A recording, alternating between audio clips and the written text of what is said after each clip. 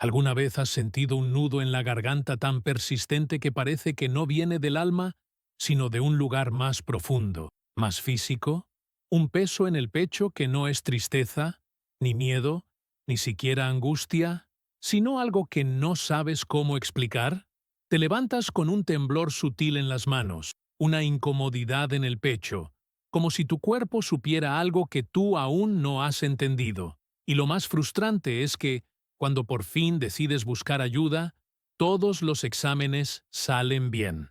Corazón normal, pulmones normales, nada que preocupe. Y sin embargo, tú sabes que algo está mal.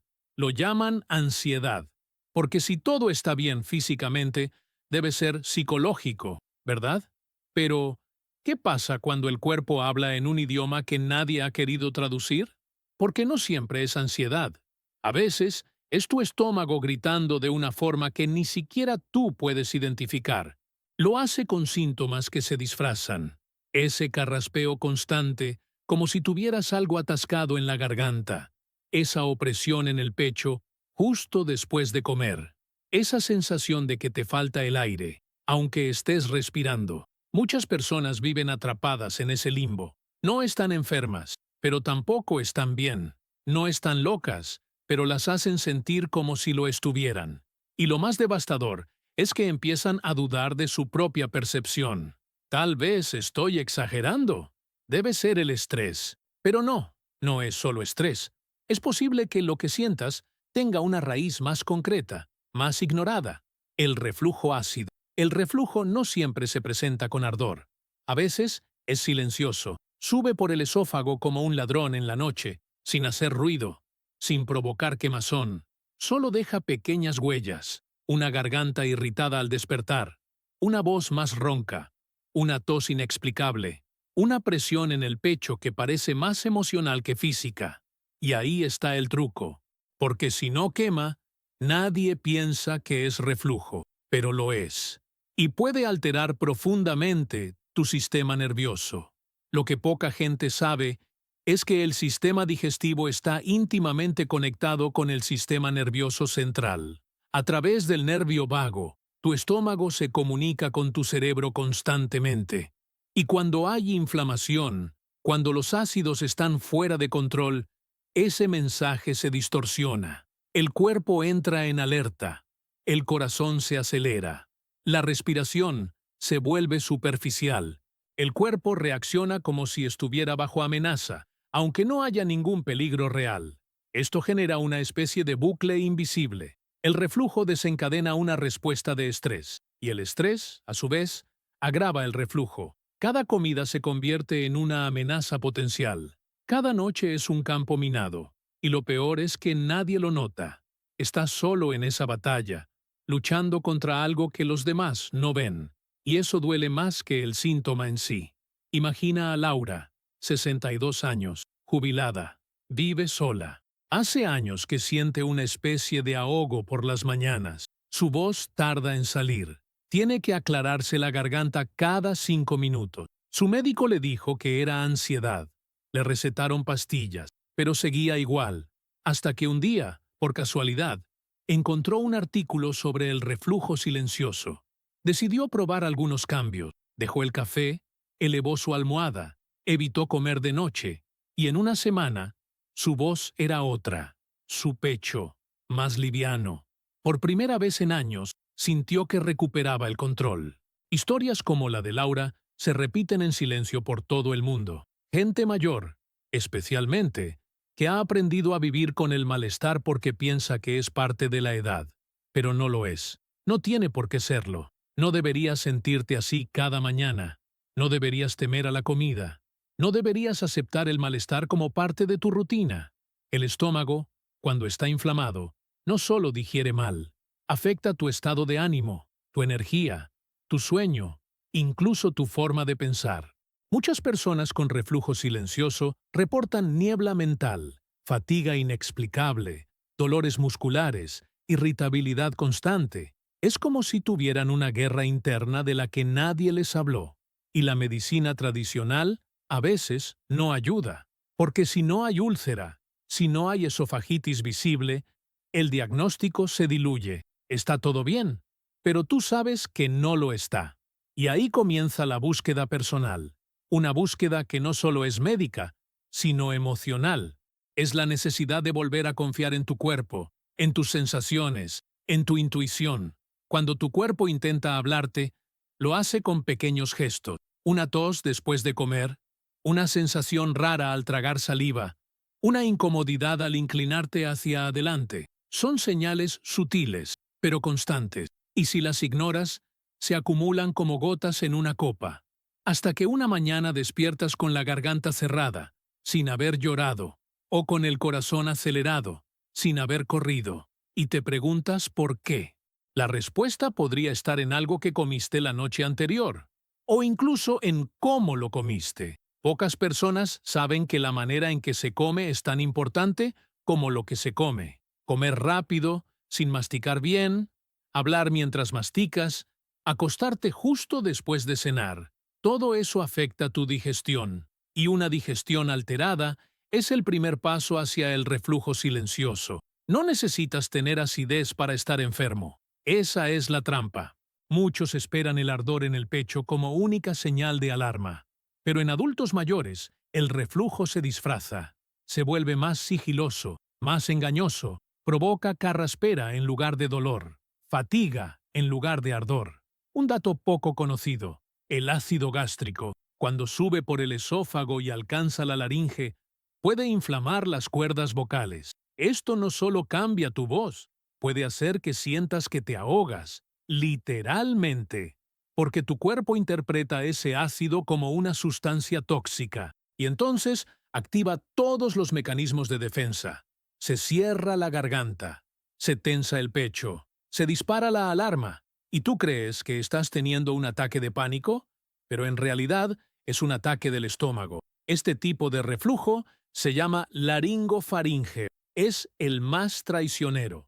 No produce ardor, pero sí daña. Día tras día, esa acidez silenciosa va irritando los tejidos, provocando síntomas vagos, crónicos. Y lo peor es que, cuando vas al médico, los exámenes comunes no lo detectan.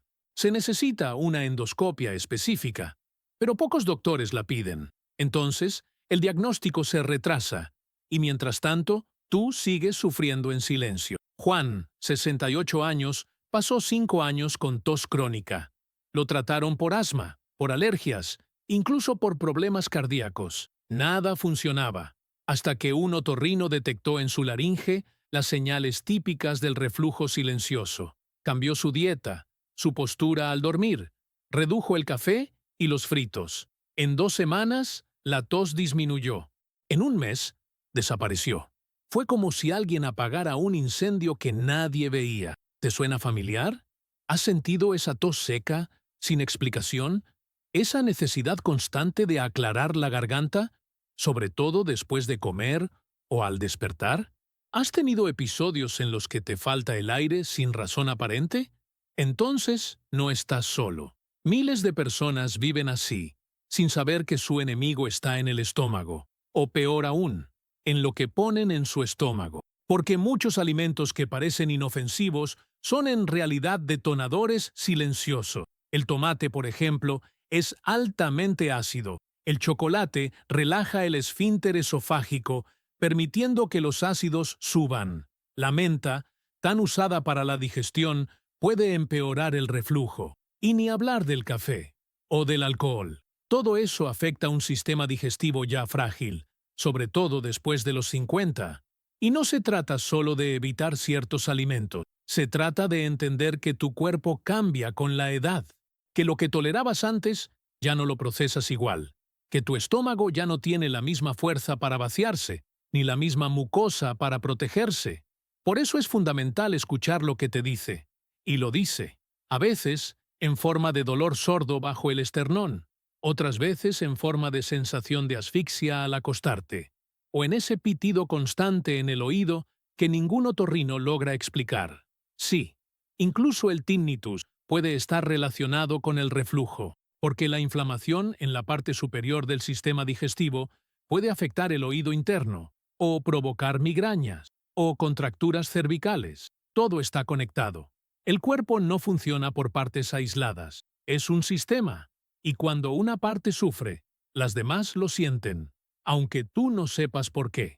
Esa es la clave, comprender que tu malestar no es producto de tu imaginación, que si sientes que algo no está bien, probablemente tienes razón, y que no tienes que resignarte a vivir con esa opresión constante, con esa voz cansada, con esa sensación de estar atrapado en tu propio cuerpo. Porque hay solución, pero solo si reconoces el origen. A veces, lo más aterrador no es el dolor agudo, sino el malestar que no se va. Esa incomodidad que se instala poco a poco, hasta volverse parte de tu rutina, como si vivir con la garganta cerrada fuera normal, como si tener la voz ronca al despertar, el pecho apretado sin explicación, el aire corto al subir unas escaleras, fuera parte del envejecimiento, pero no lo es. Es tu cuerpo rogando atención. Muchos adultos mayores no saben que la ansiedad, esa que aparece sin previo aviso, muchas veces no nace en la mente, nace en el diafragma, en el estómago, en el sistema nervioso entérico, ese que algunos científicos llaman el segundo cerebro, y no es una metáfora. Hay más de 100 millones de neuronas en el intestino, más que en la médula espinal. Es un sistema nervioso completo que siente, reacciona, se estresa, y cuando algo anda mal allí, todo el cuerpo lo nota. Una persona con reflujo silencioso puede pasar años tratando de calmar su mente, sin saber que lo que necesita es calmar su estómago, porque el ácido gástrico que sube hasta la garganta no solo daña físicamente, también genera una respuesta de alerta en el cuerpo. El sistema nervioso entra en modo de defensa. Se tensan los músculos, se acelera el corazón, la respiración se vuelve superficial. Y tú crees que es ansiedad, pero es biología, es inflamación, es el cuerpo luchando contra un enemigo que tú no puedes ver. La historia de Carmen, una mujer de 61 años, es el reflejo perfecto de esto. Durante más de una década, vivió con diagnóstico de trastorno de ansiedad generalizada, medicación tras medicación, psicólogos, psiquiatras, terapias de respiración. Nada funcionaba del todo, hasta que un gastroenterólogo le preguntó por algo que nadie había considerado antes. ¿Sufres de tos nocturna? ¿Se te seca la garganta al dormir? ¿Te despiertas con la voz tomada? Ahí comenzó el verdadero tratamiento. Pruebas, cambios en la dieta, un seguimiento cuidadoso del reflujo laringofaríngeo. En menos de 6 meses, su ansiedad, la que no cedía con ninguna pastilla, empezó a ceder, porque ya no era su mente, era su estómago. Este tipo de casos son más comunes de lo que crees, pero aún así, siguen siendo ignorados, porque vivimos en una cultura que separa cuerpo y mente como si fueran cosas distintas, como si el sistema digestivo no pudiera afectar al emocional, como si la inflamación del estómago no pudiera provocar insomnio, fatiga crónica, bruxismo, opresión en el pecho, ataques de pánico nocturnos, pero puede, y lo hace. Una curiosidad que muchos desconocen, el 95% de la serotonina, la hormona del bienestar, se produce en el intestino, no en el cerebro. Así que, cuando tu sistema digestivo está inflamado, alterado o bajo ataque ácido constante, tu estado de ánimo se ve directamente afectado. Y no es solo que te sientas mal porque no duermes, es que, bioquímicamente, tu cuerpo no puede generar la misma cantidad de bienestar. Por eso es que muchas personas que sufren de reflujo silencioso también padecen de síntomas depresivos, o sienten que pierden energía sin razón, o que ya no pueden disfrutar como antes, porque el daño no es solo físico, es emocional, es sistémico, y empieza con algo tan pequeño como una comida que no debiste haber tomado justo antes de acostarte. Y aquí entra otro factor clave, la postura. Dormir acostado completamente horizontal permite que los ácidos gástricos suban con más facilidad al esófago. Peor aún, si comes y te acuestas enseguida.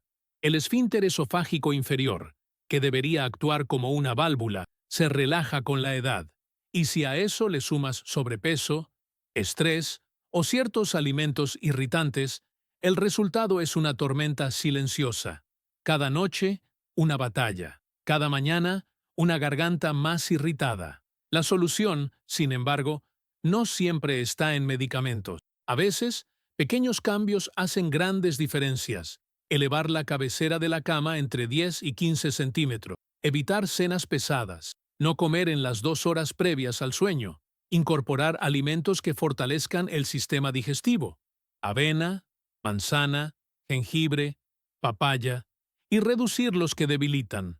Fritos, alcohol, café, chocolate, tomate. Pero sobre todo, volver a escuchar tu cuerpo, a observarlo con atención. Porque ningún aparato, ningún examen, ningún diagnóstico externo tiene tanto valor como tu propia experiencia. Tú sabes cuándo algo no está bien. Tú sabes cuándo el malestar no es normal.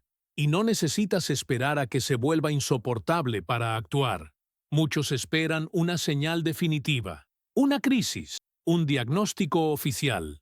Pero la verdadera alarma ya suena desde hace tiempo, en ese carraspeo constante, en esa sensación de cuerpo tenso sin explicación, en ese leve ardor que no quema, pero tampoco te deja tranquilo. No subestimes lo que sientes, porque eso que llamas solo un malestar puede ser el primer aviso de algo que lleva años gestándose en silencio. Uno de los errores más comunes y más peligrosos es pensar que el reflujo es un simple ardor de estómago, algo pasajero, algo que una pastilla puede calmar. Pero eso es mirar solo la punta del iceberg. Debajo hay años de hábitos, silencios y señales ignoradas. Y cuando el cuerpo ya no puede compensar, comienza a hablar más alto. No con gritos, sino con síntomas que parecen desconectados, pero que tienen un mismo origen.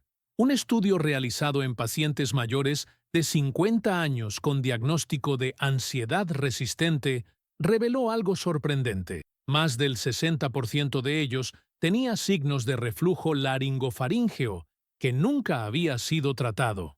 No sufrían solo emocionalmente, sufrían físicamente. El cuerpo entero estaba atrapado en un ciclo donde el estómago inflamado alteraba la respiración, la voz, la tensión muscular, el sueño, y todo eso, a su vez, alimentaba la sensación de miedo constante, porque cuando no puedes tragar bien, cuando tu garganta arde sin razón, cuando sientes que el pecho no se expande como antes, tu sistema nervioso interpreta que estás en peligro, aunque estés en casa, aunque no haya una amenaza real. Es como si tu cuerpo se comportara como si estuviera en una emergencia las 24 horas del día. Y lo más desconcertante es que muchos médicos siguen tratando los síntomas por separado. Te dan un inhalador para la tos, un ansiolítico para el insomnio, un relajante para el bruxismo, un antiácido para la gastritis. Pero nadie se detiene a mirar el todo. Nadie conecta la historia completa. Y por eso miles de personas siguen prisioneras de tratamientos fragmentados que nunca llegan a la raíz. Esa raíz, en muchos casos, está en lo que comemos, en cómo comemos y en cuándo comemos. Piénsalo. ¿Qué haces después de la cena? ¿Te sientas en el sofá, con el cinturón apretado, viendo televisión por horas? ¿Te acuestas poco después, sin haber digerido bien? ¿O incluso comes algo más ligero antes de dormir, como una galleta, un vaso de leche, un chocolate? Todas esas acciones, aparentemente inocentes, son dinamita para alguien con reflujo silencioso. El estómago, al llenarse en exceso o con alimentos ácidos, empuja el contenido hacia arriba. Y si el esfínter esofágico inferior está debilitado, como suele ocurrir con la edad, el sobrepeso o el estrés crónico, ese ácido sube. No siempre arde, no siempre quema. A veces solo irrita, pero esa irritación constante, noche tras noche, desgasta, inflama, silencia tu voz, literalmente. ¿Te has preguntado por qué te cuesta hablar por la mañana? ¿Por qué aclaras la garganta constantemente? ¿Por qué tienes esa sensación de algo atorado que no se va con agua ni con tos? Es porque el ácido ha estado allí, toda la noche, dañando cuerdas vocales, despertando microdespertares, alterando tu sueño profundo. Y el sueño es otra pieza clave. Dormir mal no es solo estar cansado al día siguiente. Dormir mal desregula tus hormonas, aumenta el cortisol, baja la serotonina, reduce la melatonina, y todo eso hace que tu percepción del mundo sea más oscura, más pesada, más triste.